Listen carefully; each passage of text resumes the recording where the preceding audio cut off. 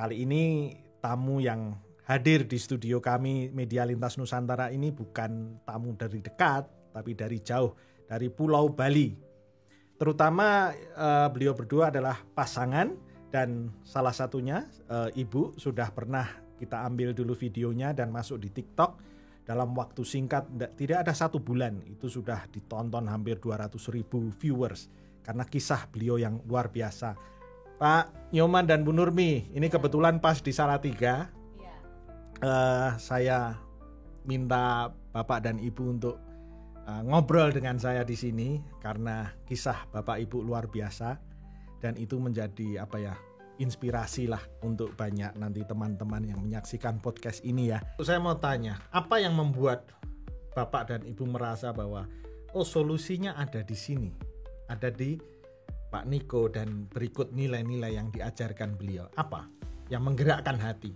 Karena Pak Niko ini mengajarkan Tuhan yang universal, yang mengajarkan bahwa setiap orang berhak hidup berkelimpahan itu. Sedangkan saya walaupun sudah lama saya sebagai motivator rohani, rasanya terganjal begitu. Ibarat saluran air itu terganjal begitu, tidak nyampe berkat Tuhan itu kepada saya. Akhirnya kenapa? Apa sebabnya itu? Itu yang saya pertanyakan dalam diri saya. Ternyata jawabannya adalah salah satunya karena karakter saya belum diubahkan walaupun sudah lama. Pernah saya mengalami sesuatu yang tidak mengenakkan, yang membuat saya sakit hati dan dendam.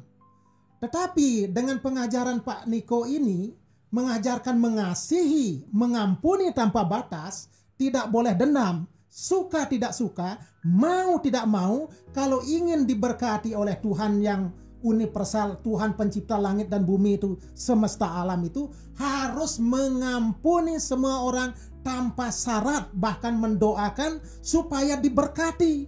Nah ini yang kami sangat luar biasa, terbukti merubah kehidupan saya. Saya mau tanya, bagaimana kehidupan Bapak ketika Bapak menyimpan perasaan dendam dan sebagainya waktu itu? Wow, tersiksa sekali.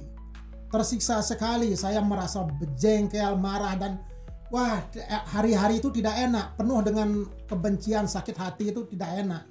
Tetapi setelah menuruti apa yang Tuhan katakan bahwa kita harus mengampuni itu, kita mau setuju aja dengan perkataan Tuhan itu yang membuat baru batin saya direstorasi, dirubah. Berapa lama proses itu, Pak? Tidak begitu lama. Hanya beberapa setelah mendengar pengajaran Pak Niko ini, mengampuni tanpa batas itu, kemudian Tuhan buka jalan, akhirnya kita mendapatkan rezeki yang besar sekali menurut saya, sehingga kami bisa akhirnya juga secara finansial dimerdekakan. Begitu. Oke, tapi bagaimana Bapak Ibu dalam melihat masalah yang dihadapi saat itu? Apakah melihat itu sebagai sebuah masalah, atau sebenarnya melihat sebagai berkat Tuhan yang masih terbungkus, atau apa? Kalau menurut saya Mas Berto, itu suatu kebaikan. Itulah cara Tuhan menuntun. Dalam buku kuno kan ada diceritakan bagaimana Yusuf dibuang ke sumur. Bagaimana? Apakah dia dendam pada saudara-saudaranya? Tidak. Itu justru kebaikan untuk memelihara suatu bangsa, dikatakan. Nah saya juga yakin seperti itu. Kesulitan-kesulitan yang saya alami sudah lama ini, justru Tuhan mau memperlihatkan kebaikan yang luar biasa ketika saat ini. Ketika usia saya sudah cukup ini, Tuhan memperlihatkan kebaikan-kebaikannya itu. Itu yang saya dapat nikmati. Tuhan selalu merencanakan yang terbaik. Cuman pikiran kita aja karena dangkal kadang menganggap itu suatu masalah. Itu suatu yang baik, Mas. Saya sudah banyak mendengar motivator-motivator yang menyampaikan hal seperti itu. Tetapi karena yang menyampaikan itu tidak mengalami sendiri, saya tidak dirubahkan. Tetapi orang Pak Niko yang sudah mengalami sendiri dan dia menyampaikan, walaupun saya sudah berpuluh-puluh tahun sebagai motivator, baru pengajaran ini yang menyentuh roh saya untuk bisa berubah mengampuni orang. Nah saat itulah akhirnya baru terbuka pintu rezeki itu, berkat itu, sehingga kami bisa menyelesaikan hutang piutang dengan secara cepat begitu. Oke. Berarti Bapak Ibu menjalani doa 21 hari. Ya Pak, kami menjalani itu. Kita konsisten untuk itu. Seperti apa Bu? Nah, kami tuh jam 3 itu Pak udah bangun kita ya. Dan memang kebetulan di tempat kami tuh kami sendiri aja. Dan depan rumah kami itu sangat luas. Jadi kita di sana langsung berdoa. Tapi sebenarnya sebelum ini pun kami dengar ajaran dari Pak Niko itu sudah biasa kita lakukan. Cuman tidak konsisten. Dan doa-doanya itu lebih terarah sekali yang kita alami. Jadi ketika kita dengar pengajaran ini lebih tajam Pak. Lebih tajam lagi. Dan sampai sekarang pun kita doa-doa itu selalu loh. Itu sudah menjadi gaya hidup. Bukan hanya 21 hari. Adakah gangguan saat melakukan itu? Saat proses doa 21 hari terutama di awal-awal saat. Iya, jelas ada Pak. Karena itu kan bukan kebiasaan kita. Tuh. Tapi malam-malamnya itu sebelum kita tidur, kita sudah bermohon, Tuhan tolong diingatkan saya. Supaya saya nanti bisa berdoa lagi. Itu sudah selalu kita lakukan itu Pak. Sekarang kedagingan kita kan gak nyaman Pak. Ya, enak-enak tidur harus bangun. Harus lagi dingin, harus lagi nyentuh tanah, kan gitu. Pernah saat hujan keluar? Saat hujan sih enggak Pak. Tapi ya awal-awal ya Pak, karena rumah kami itu cuma kami sendiri dan pohon-pohonan banyak di situ. Awalnya ketika mengangkat tangan, Tuhan, tapi harus bertahan ya. Maksudnya takut yang dia kelihatan Perasaan seperti itu juga. intimidasi ya. Itu kita tidak memungkiri itu ya. Secara teknis Pak, secara teknis saja berbeda. Kalau dulu kami sudah semenjak kami menjadi motivator rohani, kira-kira mulai dari tahun 90-an, kami sudah biasa doa pagi setiap hari. Setiap hari kami biasa bangun pagi berdoa. Tapi jam 3 pagi juga atau berbeda? Bukan jam 3 pagi. Oke. Tetapi kebiasaan itu sudah kami lakukan, tapi teknisnya untuk jam 3 pagi itu baru setelah ini. Nah, saya tertarik begini Bu. Banyak orang yang sempat menghubungi saya, itu mereka komplain. Saya sudah menjalankan doa 21 hari, tapi kok tidak ada keajaiban. Nah, itu menurut Bapak sendiri, dari pengalaman Bapak Ibu sendiri, apakah Ibu dan Bapak juga dalam tanda kutip kalau istilah saya menuntut Tuhan melakukan hal yang sama? Jadi saya berdoa 21 hari dan harus ada keajaiban. Atau bagaimana? Tidak Mas Berto. Jadi kita tidak bisa memaksa Tuhan. Kita hanya berdoa, mengucap syukur. Kita tidak boleh memaksakan seperti itu. Justru kalau kita memaksakan itu, saya yakin itu malah menjadi sulit begitu. Dan banyak Pak, karena saya juga menerima komplainan itu kan cukup banyak bahwa kok tidak ada keajaiban. Karena kita harus dengan tulus melakukan itu. Selesaikan diri sendiri dulu. Jangan, makanya dalam istilahnya rugi kita melakukan doa 21 hari atau apa kalau kita belum bisa mengampuni orang lain, kalau kita belum bisa selesai dengan diri kita. Urusan kita dulu selesaikan, baru kita melakukan ritual seperti itu, baru nyata hasilnya begitu. Pengalaman Bapak Ibu juga seperti itu. Iya. Setelah beres dengan diri sendiri, itu mulai terbuka. Iya. Rezeki itu. Hati ini adalah tempat Kak. Itu wadah. Kalau tempatnya nggak bagus, bagaimana mengolehkan sesuatu? Tuhan kita itu adalah Tuhan yang tertib. Dia yang maha tahu. Dia yang tidak terbatas. Jadi bukan hanya masalah, jangan lihat Tuhan itu hanya masalah uang. Itu hal kecil bagi Tuhan. Pada masalah uang.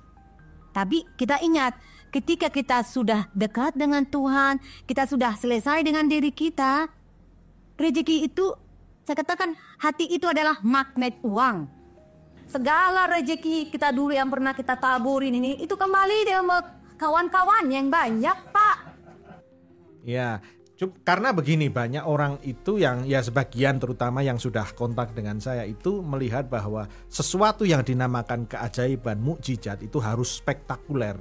Misalkan, kalau misalkan mereka punya permasalahan keuangan, ya yang namanya keajaiban itu masalah ini selesai gitu loh. Hutang piutangnya harus selesai. Padahal kan tidak seperti itu. Tidak seperti itu. Justru yang kecil dulu harus dialami, yaitu diri kita mengalami damai sejahtera, sukacita. Kalau kita sudah damai sejahtera dan sukacita, Tuhan melihat itu, Tuhan akan pasti berikan jalan. Itu menurut saya seperti itu.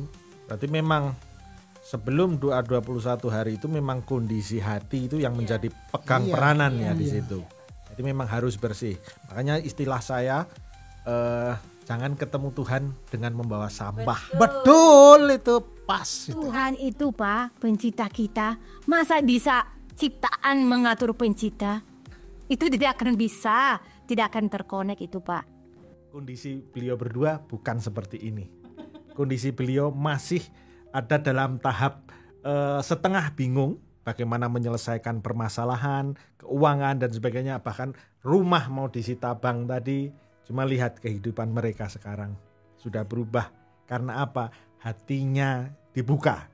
Jadi bukan masalah ritual bagaimana Anda menjalankan saja doa 21 hari bangun pagi. Cuman kalau hatinya tidak diberesi, sia-sia saja, sama saja kita bangun malam, bangun pagi gitu aja. Betul. Tidak tanpa hasil. Ya menyiksa diri Pak.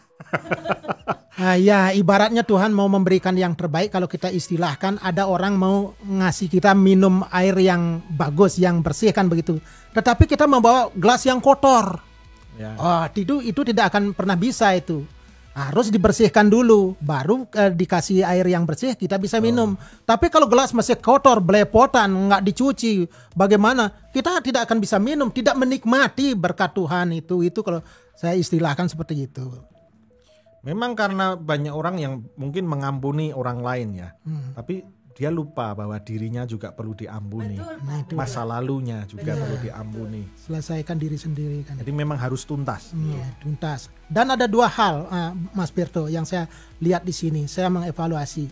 Sayanya yang salah ataukah Tuhan yang salah? Tuhan jelas tidak pernah salah. Cuman persepsi kita. Karena kita masih memandang Tuhan itu hanya untuk satu kelompok.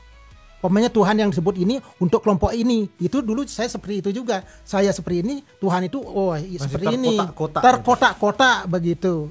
Nah akhirnya setelah kita mengerti, Tuhan itu Tuhan semesta alam itu untuk semua orang tanpa batas. Nah setelah dibukakan paradigma itu, baru saya mengerti bagaimana Tuhan bisa memberkati saya secara luar biasa itu.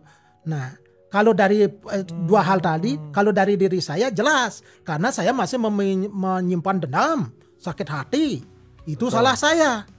Setelah mendapat pencerahan dari Pak Niko, bisa mengambil keputusan untuk bisa membuang sifat seperti itu, baru semuanya dibenarkan. Dan Tuhan, pintu-pintu rezeki itu terbuka lebar-lebar seperti pengajaran itu. Terima kasih. Oke. Setelah real sekarang Bapak Ibu sudah berkelimpahan ya. Bagaimana melihat kehidupan dulu dan sekarang? Ataupun bisa mengevaluasi apa yang salah dengan saya dulu? Ya, yang salah dengan kita yang dulu itu Pak, itu udah yang saya bilang. Masih ada akar pahit, masih ada dendam, masih suka kita membanding-bandingkan hidup kita dengan orang lain. Jadi belum kita berdamai dengan diri kita, dan kita pun tidak berdamai dengan Tuhan kita.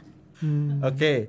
Lalu apa yang akan dilakukan ke depan setelah sekarang hidupnya berubah, berkelimpahan? Nah ini yang menarik Mas Berto, bahwa kita diberkati menjadi berkat bagi orang lain. Kita berkelimpahan, bagaimana menolong orang lain supaya bisa berkelimpahan. Bahkan saya punya rencana ini kita dalam doa Mas Berto. Jadi saya ingin membuka rumah-rumah singgah di Nusantara ini. Tujuannya apa? Untuk membina masyarakat generasi muda khususnya untuk maju di bidang pertanian, di bidang peternakan. Karena kalau mereka sudah kehidupannya finansial dirubahkan, yang lain juga semua itu kan kerjasama. Ya yang paling pertama kan prinsipnya seperti tadi, bisa mengampuni, bisa berhubungan baik dengan Tuhan, maka yang lain juga akan ditambahkan, kan begitu. Betul. Mas Niko. Itu selalu komitmen kita Pak. ketika kita sudah diberkati, kita harus menjadi saluran berkat bagi semua orang yang memerlukan. Nah, itu yang luar biasa yang dibukakan. Yang kita katakan itu rahasia, misteri Tuhan ya. Betul. Jadi ke siapa Tuhan percayakan. Nah, dan itu menjadi kesukaan bagi kami. Kalau kami bisa menjadi saluran berkat bagi setiap orang. Berto, itu yang ingin kami lakukan. Kalau Ibu sama? Ya, kalau saya pribadi Pak ya, kita punya statement stay humble, tetap rendah hati. Tidak berubah. Lemah lembut dan rendah hati itu satu pembelajaran yang luar biasa Pak. Itu proses hidup. Jadi kita tidak pernah berubah gara-gara uang. Uang itu hanyalah sebagai alat jika Tuhan izinkan, jika Tuhan berikan kepada kita. Dan kembali, uang itu harus menjadi berkat bagi orang lain. Bagaimana caranya? Orang lain juga bisa menikmati Pak. Yang kami alami, kami jauh lebih baik. Kami sebagai suami istri tidak akan berubah karena uang. Di dalam keluarga kami pun kita sangat terbuka Pak. Namanya suami istri, satu jiwa, satu roh, satu tubuh, satu keuangan. Demikian juga dengan anak-anak semuanya. Kita selalu buka komunikasi yang baik. Kita buka komunikasi yang baik. Dalam mendidik anak juga tidak berubah. Kalau yang lalu-lalu itu kita mengasih bekal sehari 70.000, tidak akan langsung kita ngasih bekal naik begitu, ndak. Sesuai dengan keperluan, selalu dipantau. Ya karena memang banyak Pak, ketika ada salah satu yang namanya rumah tangga itu kan menjadi wadah berkah ya. Betul. Ketika salah satu pasangan ataukah suami atau istri itu menjadi sesuatu yang menarik energi negatif, itu pasti akan berdampak ke keluarga kan. Nah mungkin itu semua yang tadi saya tanyakan ke Bapak dan Ibu, bagaimana menyikapi itu semua itu loh. Begitu, makanya kan tadi Bapak dan Ibu kan sudah menjadi contoh ya. Bagaimana hidup yang positif itu akhirnya membuka tabir-tabir penutup rezeki itu kan. Nah bagaimana juga dengan kita melihat uang saat ini, bagaimana uang itu adalah sarana, itu kan penting juga. Karena jangan sampai nanti orang-orang yang menganggap hidup kita berkelimpahan terus menuduh bahwa sekarang mereka cinta uang, menjadi orang-orang yang selalu mencari uang. Betul, itu bagaimana Anda menyikapi itu? Ya kalau saya pribadi sih Pak ya, saya tahu apa yang saya lakukan. Saya tahu apa yang saya perbuat. Seperti tadi saya katakan, saya tidak pernah berubah gara-gara uang. Uang itu hanya sebagai alat yang Tuhan berikan kepada kita supaya kita boleh menjadi saluran berkat. Hanya sebatas itu. Umur kita Pak tinggal berapa puluh tahun lagi? Kita tidak tahu. Iya. Tapi saya katakan tetaplah kita setia. Pergunaan uang itu dengan bijak. Sesuai dengan keperluan dan kebutuhan. Itu aja Pak. Berkelimpahan boleh. Tuhan tidak melarang seseorang menjadi kaya. Tapi kita menjadi saluran berkat. Kan intinya di situ sebenarnya. Dan selalu memelihara hubungan baik walaupun dengan orang yang menuduh kita tidak baik. Itu berat. Tapi itu yang harus dilakukan. Ya kembali lagi tadi ya masalah hati tadi ya. Kalau kita mau berdoa seperti apapun tapi hatinya juga belum diubahkan, juga mau menarik apa? Iya, ada. Ya karena saya percaya Pak, hukum, salah satu hukum yang kuat di bumi ini kan gravitasi ya. Jadi apa yang kita lempar ke atas kan pasti kembali ke bawah. Sama juga dengan hati kita, setuju atau enggak? Apa yang kita keluarkan itu yang akan kembali kan? Kita ucapkan yang negatif, kembali yang negatif. Sebaliknya juga, positif, kembali positif. Lipat kali ganda lagi Pak Berto. Bisa 30, 60, 100 kali lipat. Apa yang kita keluarkan dari diri kita, itu kan kembali ke konsep menabur sebenarnya. Apa yang kita tabur itu yang kita tuai, dan tuaian pasti lebih banyak. Makanya itu berbahaya kalau kita menaburnya angin, menuainya badai. Begitu.